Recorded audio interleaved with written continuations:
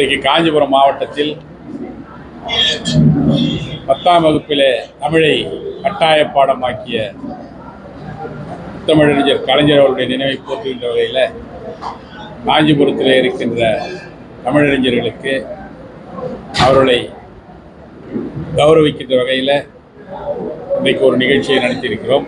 உரிமைகளை காப்பாற்றுவதில் எப்படி கலைஞர் அவர்கள் அன்றைக்கு கொடியேற்றுகின்ற உரிமையை பெற்று தந்தாரோ அதை போல ஆளுநரிடமிருந்து மாநில அரசுகளை காப்பாற்றுகின்ற வகையில் சட்டபூர்வமான ஒரு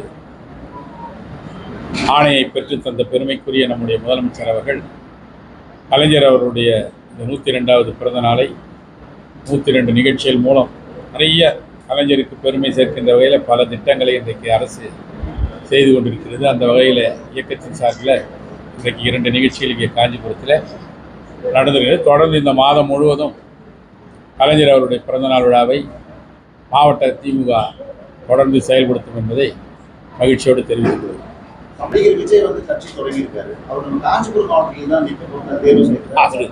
அவர் எங்க நின்னாலும் திராவிட முன்னேற்ற கழகம் வெற்றி தான் முக்கியம், அதுதான் நடக்கும்.